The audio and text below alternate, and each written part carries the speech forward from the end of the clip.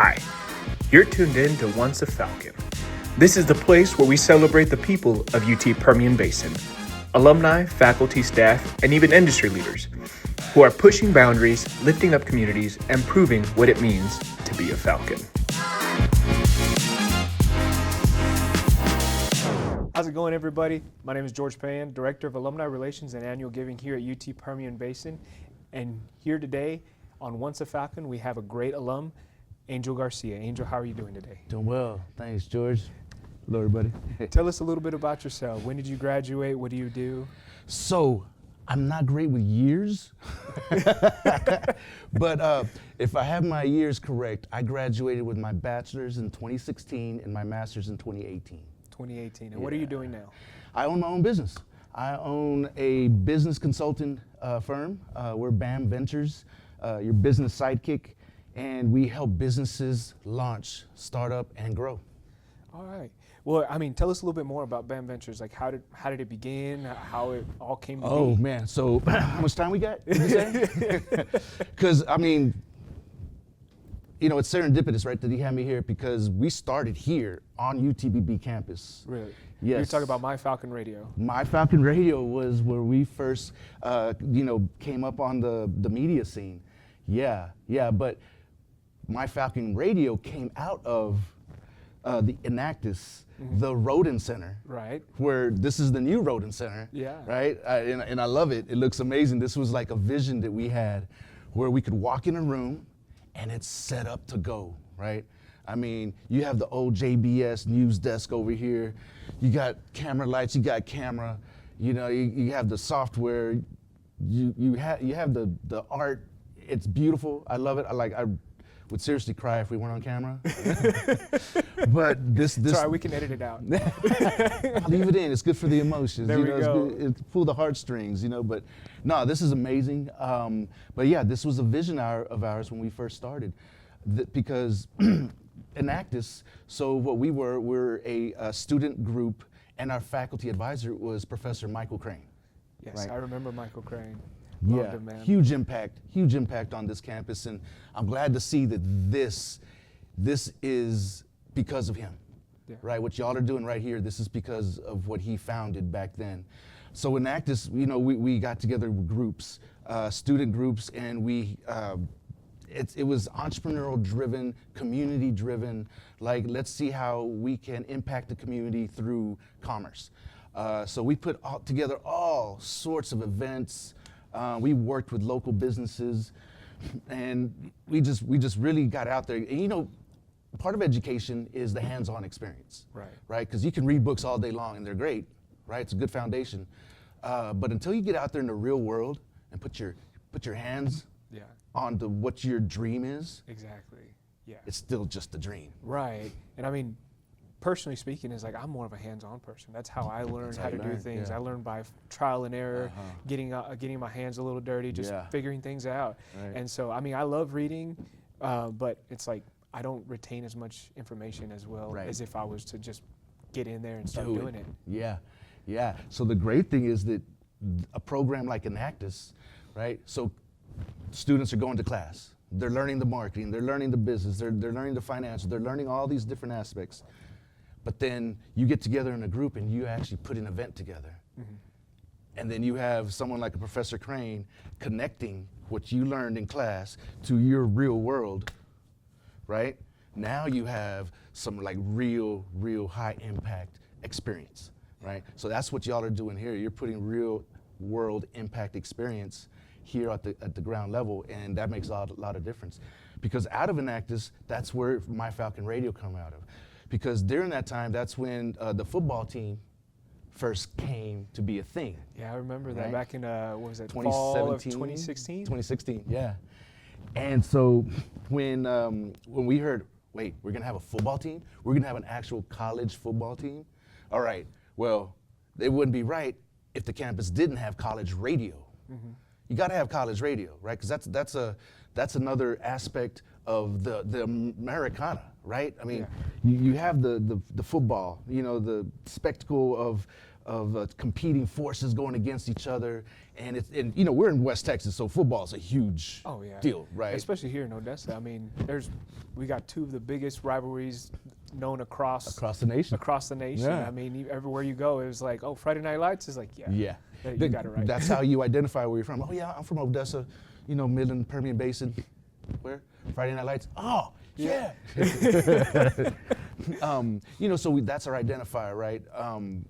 And so the college radio is huge, right? Because, if you look back through history, the 60s, 70s, college radio was how the word got out. That radio in itself was really impactful to get out messages for like just a regular person could get out, right? Because TV was so inaccessible. It was like, you have to really, really go deep to get on television, right? But radio at that time was ubiquitous, really. It was everywhere. So a lot of college campuses had it. That's where a lot of personalities at the time came out, because they were really digging into the whole, like, the social revolution that was going on at the time. So it was vitally important. And so we were like, hey, let's do some student media. Right? So that's when we just jumped in full force, created My Falcon Radio, and as soon as we put it out, kids just started signing up. So I want to be part of that. I want to be part of that. I want to be part of that. And next thing you know, we're 10 deep on the sidelines on the football field. Everybody with cameras, people with, we had people with the cell phones. We're going live. And that's when Facebook first had a live. Oh, that's right. It wasn't a thing before. It wasn't a thing for a good while, and then all of a sudden it just started ramping up. Yeah, so we were the first ones in the area to really utilize that aspect of social media, right? We were like the originators, because literally we found, oh wow, you can go live. I think it was Petra, that figured that out, and then next thing you know, she's running all over the stand, she's crawling, we're getting in trouble because they're making her get down. It was fun times, but out of that group, 3 of them are off somewhere doing media stuff. For like Drew, I know he was working for ESPN. Yeah, Jaden Hart is he's been going up into higher area markets for a sportscaster. That's awesome. Yeah. So there was some success from people coming out from that program that went off to do great things. That's incredible, and that's great to hear. And I mean, you've already answered this next question. Is like, how did UTPB prepare you for BAM Ventures? Well, yeah, the real world experience. The real world experience with Michael Crain, just making that connection. Yeah. And I mean, and I feel, and you've mentioned this a few times, and I'm just going to connect the dots. It's like Michael Crain was a huge impact on your life. Huge. He was, Professor Michael Crain to me was the reason where I'm at, right? Because he was that one person. He was that one person who had an infallible confidence in me. Inexplicable, like no matter what, he had insane confidence in what I could achieve, even when I didn't see it, right? Yeah. Outside of my mom, you know what I mean? Yeah. Like, he's the one who saw it in me, who said, "Oh, you can do it. You can do it."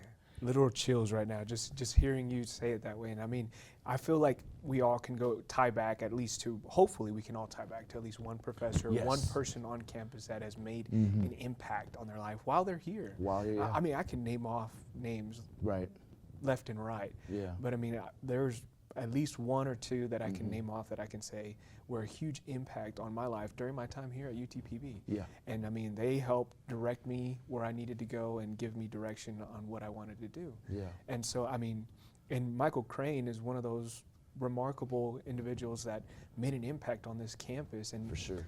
Even after his passing, he's still making an impact today. For sure. No, absolutely. The lives that he impacted, lives that he touched, you can't count them. Yeah, right? You really can't. Because, I'll still run into somebody, and that's the first thing they bring up Michael, and just he stays with them. He was that type of person who, his wisdom and his caring, right? His actual authentic caring for an individual, you felt it. Right. Right. So what do they say? It's not what someone really says, but it's how they make you feel. That's exactly that leaves right. that impact. Well, that's what Michael left to a lot of people, a lot He of did. students. You know. And I mean, I only met him a handful of times, but every time that I was there and got to be in his presence, I mean, I felt that. Yeah. Even from the initial conversations. And so Yeah. he was a wonderful, wonderful individual. Absolutely. And so what were some challenges that you faced early on in BAM Ventures that So one, I left. So fast forward from students being a student, in Enactus, and Michael was actually the executive director for the SBDC, Okay. right, the Small Business Development Center. That's right. And so my plan was to get my bachelor's degree and kick rocks back to Austin, Okay. right? Because that's where I was from, right? I Okay. was born here in Midland, but I lived most of my life in Austin. Yeah. And that was my plan. And then Michael was like, hey, you're already old. You know, I mean, you're gonna walk out of here with just one degree. I'm looking to hire an MBA for my team. So why don't you, if you want, get your MBA, work for me. And when you graduate, go to Austin, Yeah. go to Denver, go to California, go wherever you want. Where you want to right? go. Wherever your heart desires. And I was like, my daughter was just at that age where she was just getting into junior high, and she wanted to go back to Austin because that's where she was born. Okay. But I felt it wasn't fair to her, even though she wanted to go. It wouldn't have been fair for her to just rip her out and take her to where she absolutely knew nobody, except we have some family there, but it's a big city. Right. And then I'm by myself, a single parent. I was like, okay, this probably ain't the best for her. So, you know what? Michael was right. Wisdom won out, and I stayed to get my master's. So I graduated with my master's winter of 2019, and we form our LLC because he's like, whoa, yeah, I graduate. And then when I graduate, he's like, you want to start a business? With you? Yeah.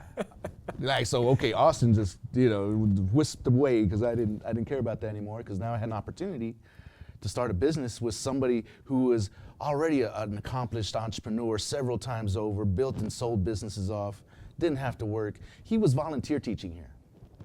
Now that I did not know. Michael was a volunteer teacher. He did not take a penny for the first 10 years. That is incredible. Yeah. It's just, he just giving back, right? Yeah. He's just giving back. And then, the amount of money that he pulled out of pocket just to make things happen around here for us students is incredible as well, right? We did all kinds of projects that he funded. And so that's how the idea for BAM starts, because we were business consultants, SBDC, but, being, you're really employed by government, by the university. It's not, you're tied to grant money. Right.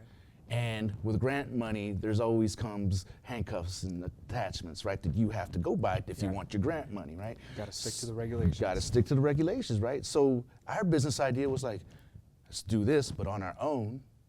And now we can really impact some businesses. Now we can really, from the ground up, build a business with somebody and have them, scale and fly off, right? Be there side by side Yeah. and help them build it up. That's amazing. Yeah. So now back to your question here. So my last day as an SBDC consultant was February 28th, 2020. Okay. Now, if you put that date back in relevant time for history, that's right at the beginning of the pandemic. That's right. We knew there was something going on, but like anything else, just like, hey, this is something that's weird, it's crazy, but it'll pass. Right. Right? So, we didn't pay no mind. We just eyes forward. We just started a business, so we got to put in work. And then, 2 weeks later, everything shuts down. Our target market is crippled. Nobody wants to spend money, right? Right. Because huge times of uncertainty, that's the first thing, and rightly so, that's a smart thing to do, is tighten up your pocketbook. Yeah. right? Because you don't know how long that's going to have to last. Yeah, no. And it crushed all kinds of businesses. Oh, I'm sure. I mean, that was a crazy time even for students, Yeah. everybody who was here on campus, having to switch to a remote status, as well as those that are graduating in that year. I mean, there was a lot of hardship during that time. There was a lot. And we didn't even know when it was going to end. That was the worst part, right? First 2 weeks, and then another week, another couple weeks, and then, you know, it's months down the road, and we're like, what do we do? What do we do? Like, what's going on, right? Like, how are we gonna survive? You know, and so we were still working though. We were fortunate to have some really good jobs come up right before the pandemic, and then scattered jobs during the pandemic. But at the time, we didn't have any overhead. We were working out of his home office, a spare room of Michael's. I mean, one day, he turns to me, and he says, "Hey, buddy, we need to get a building." You know, this is like June, July 2020. Like, you know, you look out in the world and everything's just, there's no cars on the streets, very few. Very, very minuscule. Yeah, hardly anything going on. You're like, buy a building, right? And at first I thought, well, that's kind of out there. That's a little far. But, you know, now going through real world experience in business and seeing how markets work and seeing how commerce works, that was probably that was a great decision, because we got a great interest rate on the building. We were able to leverage a great price on the building, walk in it and have almost instant equity, right? So we're already winning just by buying a building, right? Yeah. So, and I do remember a lot about Michael being as like, he was very good at seeing all of these different ways and different things, and so with his experience, I mean, I'm sure that was all calculated. Yeah. And so 100%. regardless of being in the pandemic, he was seeing the light. Yeah. He was finding those little lights, and he was like, let's exploit those. 100%, right? And that's how the greats think. If you think about Warren Buffett, Charlie Munger, that's something they would have done. That's what they preach. They say, buy low and hold on. Yeah. That's it. That's the preach. Yeah. Buy low, hold on, and don't lose money. That's their golden rules, right? So that's what Michael was doing. He was buying when times were tough for everybody else. That's when you come in and you buy low. That is amazing. Because if we would have waited till now to buy that building, oh man, that price would have been doubled. Yeah. Interest rates high, all of it now. Yeah. But I mean, after the pandemic, yeah, and I mean, we had to recover. Our economy had to recover. Yeah. And Yeah. so that's phenomenal that you were able to do that at the time, given your circumstances. Right. No, it really was. And by the end of the year, we were in the building. So a year after we're starting, we're in a building. And it's been 4.5 years in the building. So we have been in business 5.5 years. That is amazing. And you mentioned before that you came from Austin. Mm-hmm. So what ended up drawing you to UTPB initially? So, another long story, right? So I had gone through a divorce. Okay. And my ex-wife and daughter moved back here to Odessa. Okay. So initially, my plan was, okay, they'll be back. So let me just, I had a house in Austin, had a great job in Austin. I was in a band. I was living the Austin life, musician in a music city. It was great. So I waited out about a year, and it was apparent, they weren't going to come back anytime soon. And, I was coming back and forth just to visit my daughter. And that's what made me come back. I was like, I can't do this anymore. I have to be around my daughter. I don't know if I could say she needed me more than I needed her, right? Because I like to say that she's very wise for her age, and she raised me more than I think I ever raised her, right? But I'm grateful for that, because I got to be involved in her life. And actually, once I got back, I raised her a lot, right? She was with me a lot. You were able to get more time with her. A lot more time. She lived with me, actually. And then what clicked is to come to UTPB. come to UTPB. It's like that brought you back to Odessa. Yeah. Now what's the story for UTPB? Yeah. So when I first got to Odessa, I had an immediate job, just actually driving in with the U-Haul. Talked to a buddy, and he had a friend. He had a job for me, so I'm like, all right. So I come in, I already have a job. I was like, can you give me a couple weeks to move? So I worked there, and during that time at working, the Permian Basin is very industrious. There's opportunity everywhere. Exactly. So it's what you make of that, right? So I got involved in hot shotting. Okay. Right? So, I was trying to still work my 9 to 5 and hot shot, but if you know what hot shot is, it's crazy times. Oh, yeah. It could be at lunchtime, or it could be at 3 o'clock in the morning, right? You're Whenever on call you get that. 24/7, right. essentially. So it's almost impossible to have a job and do a full-time hot shot. So I balanced that for a while, months, and then it got to a point where we were just getting so many calls for a job that I was like, okay. So bought a truck, got a trailer, because the first jobs were just me being a driver for somebody else. Right. Right. And it's like, okay, well, I learned the ropes, I learned how it goes, and so now I have my own truck, own trailer, so business number one, right? Start doing that, and then, hey, this is great. So I start up another business. I start up a mobile car detail, right? So business number two. Business number two.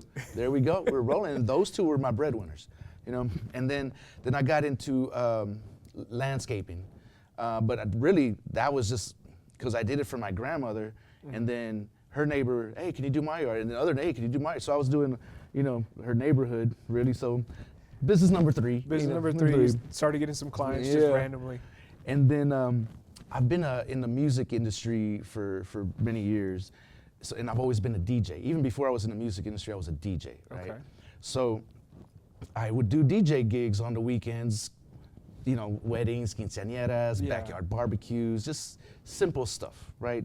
Just having fun, a little bit of extra cash, no big deal. So business number four. So I'm juggling 4 businesses at the same time, but it all kind of seems to work together. It's going great for a while. And then here comes my country song. In a 30 to 45 day period, right, a real short amount of time. Mm-hmm. By the way, at this time I had gotten back with my ex-wife, right? And we had a house, right? Everything was great, just making good money and freedom to do, except when I got the call, But it was on me to make it or not, right? And my truck engine, hot shot truck engine, blew. I was not prepared for it because, business-wise, I wasn't savvy enough to do the right things to prepare for when something like that happened, right? Because that's gonna be like $15,000 just for the new engine and to have it put in and back up and running again, and I just didn't have it. And then about a week later, my mobile detail wash gets stolen from the front of my house, cut, changed, and everything. So they were casing me. They knew that they knew what they were doing. And it's Odessa, man. Yeah. It's just hard to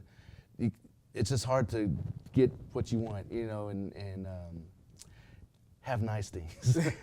But so my 2 money makers were blown out the water, right? Now I'm DJing and landscaping, and that's not going to pay the mortgage and bills and everything else, And then the wife and I decided to split ways again during this time. And then to knock it off, my daughter's little dog gets run over. Oh.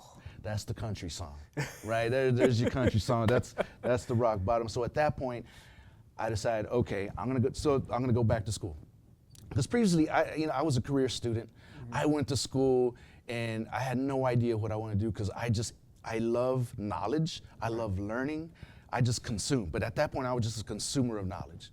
I was the king of useless information, right? Like I can quote things. I can, point things out like most people wouldn't know, right? Because I was just a hound. I'm a bookworm, and I just go through it. And I'm a speed reader, so I read over 100 books a year, right? That's my goal.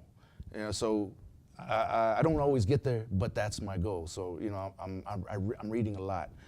And so I decided, you know, I like history. I'm gonna go back to school, get my history degree, and I'm just gonna teach. I'm gonna go teach, right? Nothing wrong with that, right? No, nothing wrong at all. It's an honorable, you know, living, and I was good with that, right? So that's how I got back to UTPB. I came to get my history degree. You know, talk about great professors. You know, there's some great history professors here. Oh yeah, right? Definitely. There's Spickerman, Dr. Spickerman, Dr. Darren. Katzum? Derek Katzum, Dr. Katzum. Oh yeah, he's still here. Oh yeah, yeah. I mean, very accomplished individuals. Oh yeah, definitely. And I mean, I think our history department is pretty good for the most absolutely. part. Because I mean, I've taken a few of those courses. Even I didn't even take Michael Frawley, but I mean, he was a phenomenal professor, and I mean, all I heard was good things out of his courses.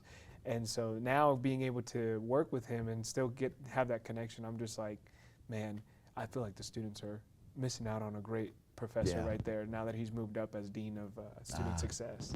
Well, good for him. But yeah, you're right, man. That's great professors here. And you know, history, I'm full nerdy out, just diving in and writing papers and like, oh, this is my jam. This is where I'm at. And after the first semester, because I was also teaching, I was substitute teaching Spanish algebra for Permian High School. All right. So that was one of my jobs to pay bills while I was going to school. Okay. And during that, the talk with the principal, and he says, "So you plan to work to be a teacher after you graduate?" Like, "Yes, sir, I sure do. And I wouldn't mind working here." He said, "Well, you know what? We're probably going to have a position open next semester." I was like, "Great, I'll put in for it." And you know, I graduate, you know, next spring anyway. And he said, "Okay, that'll be good timing." And he said, "Yeah, we're going to have to fill an algebra position." I'm getting my history degree. Yeah. He wants me to put in. I mean, I'm good at math. Don't get me wrong. I like math, but I'm going to school for history. Yeah. Right? You know what I mean? Like, I want to teach history. Yeah. Right? And so that was a huge red flag for me that, okay, I'm about to throw myself into the, you know, public education system really because I'm defeated. This is a low point, you know, that I have been defeated from being an entrepreneur, from being a business owner. And this is a compromise, you know. And that was also your turning point. That was my turning point. Because after that, I was like, I'm not going to have a history degree teaching algebra. I'm getting a history degree for a reason, not just to get a degree. Right. Right. It's because you enjoyed it. I enjoyed it. I enjoyed history, right? You know, I think if I would have got any other degree, it would have probably been like a law degree, because well, let's go to be a lawyer, because that's something that I think would have been up my alley, right? I'm good at arguing. Yeah. Right? and I'm good at putting together arguments. There you go. Right? No comment there. No comment. I'll take the fifth. There you go. And so I come back the next semester and I minor in business. And so now I'm up here, I'm on the fourth floor, the second floor of the Mesa, and in the business world. And I'm meeting professors, students in business. I see at the time it was SIFE, the student room, Enactus room, the Rodin Center. I meet a couple kids. I'm like, oh, that's, you know, pretty cool semester. I see them doing projects.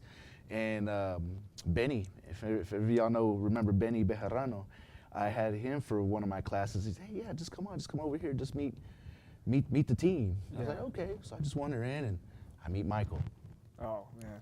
I meet Michael, and right away, you know, he gives you that feeling of this guy sees me, right? You know, he's genuine, he's caring, and, you know, he was asking me questions. And so right then I was like, okay, next semester I'm going all in business.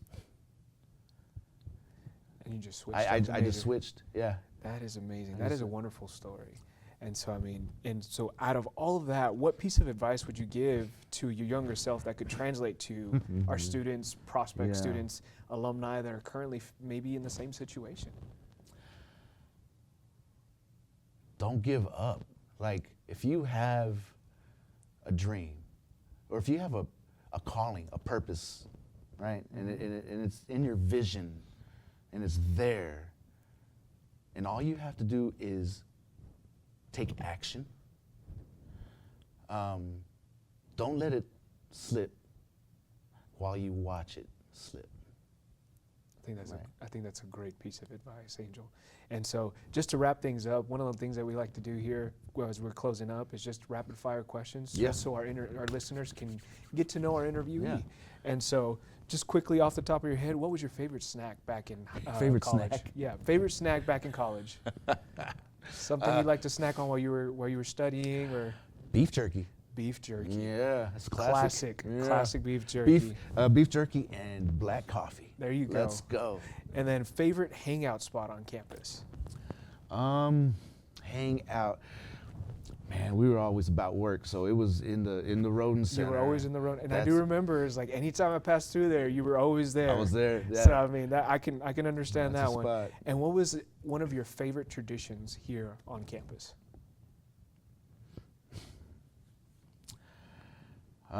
Traditions, man. When we got the podcast going, those were great times. We used to stay here till 3, 4 in the morning editing podcasts. So for My Falcon Radio, we had a podcast in partnership with CBS 7 and West Texas Radio Group. It was called the Falcon Fly Zone. And we put in over 100 podcasts, because we were the first podcast here on UTPB campus. Yeah. And that Falcon Flies, so hobbies, like routines, like that was a regular thing. That is amazing. Yeah, I had no idea for how many podcasts you guys had running up until we had spoken a couple weeks ago. So that is a great tradition. And then something everyone should experience here in the Permian Basin.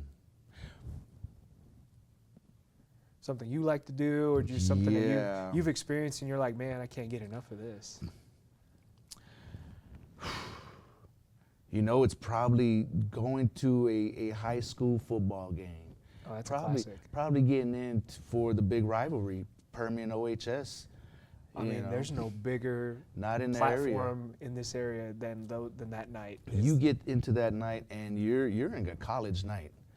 College football atmosphere. It is rowdy, it's loud, you know, and I mean, what can I say? Our kids here, the athletes are just incredible. Oh yeah, you know? Great elevation here. So, and finally, what is one word that you would use to describe UTPB?